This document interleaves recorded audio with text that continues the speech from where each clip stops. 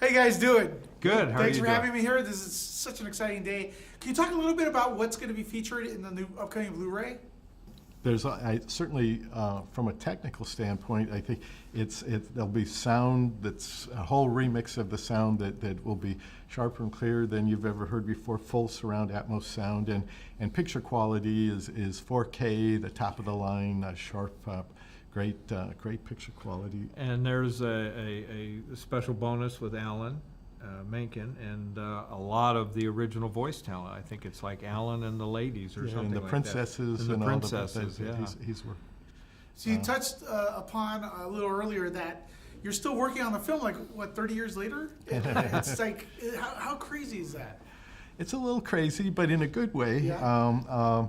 Never thought at the time, but there's certainly, I mean, when I was a kid, the way these films used to be is the Disney films were released in theaters like every 7 years for a new generation. And now it's a little different, but they return with sort of more and with new sort of technology every few years, and are once again sort of seen by a new generation, appreciated by multi-generations of kids going through years and years. So in a way, it's part of the Disney tradition, and it's partly a little different. But it's really gratifying because these are not easy films to make. They take a long time, multi-years, with a lot of people, hundreds of people. So I think it's really nice that they have an afterlife, that they stick around, and even 30 years later, it still can be a new movie coming out. Yeah.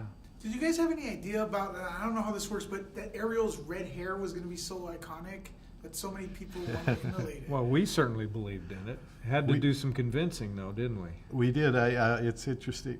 Jeffrey Katzenberg, who was our boss at the time, had a problem with the red hair. He was one that, and he even said to us when he didn't know she was a redhead at first, because a lot of what he was seeing was black and white. And then he said, everyone knows all mermaids are blonde, which I guess in Splash was more. The other thing was the Tyco company, who at that time were doing the Ariel dolls. When they saw that she was a redhead, they were horrified, and they said, all our research shows that redheaded dolls do not sell.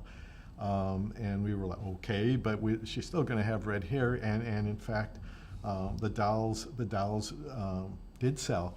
But I certainly didn't picture that a few years later, I mean, that you see women with a particular color of hair, and it's like, I kind of think there was an influence there, and that I never expected that.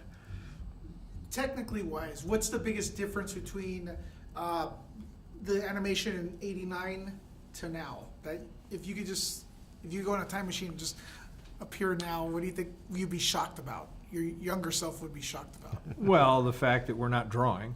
I mean, right now the animation is all done with computer technology, but the animators behind those desks and keyboards, their thinking and their heart, that isn't changed. They still want to create the same type of performances in our characters for our films. It's just the tool's completely different. So instead of everybody having a stack of paper and a cup of pencils and a pencil sharpener, they've got one or two monitors and a keyboard and a mouse, and away they go. So that, I guess, from 1989 until now would be certainly the biggest shocker if I was to look ahead into the future. But Yeah, it allows, there were certain limitations to when we did Little Mermaid. Yeah.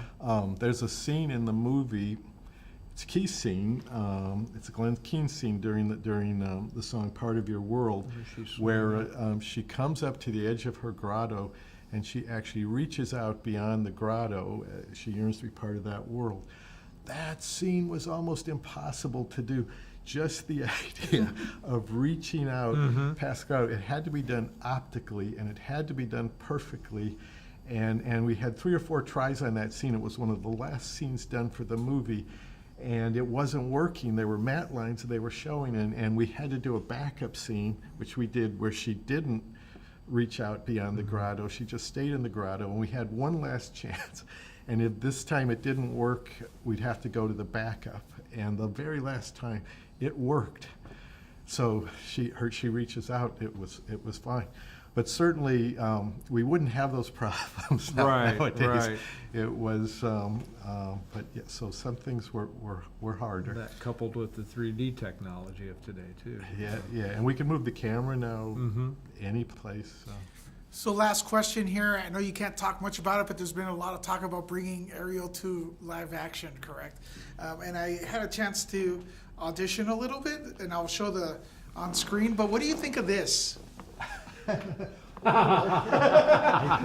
think that could work. I think that could work, yeah. Yes. Very good.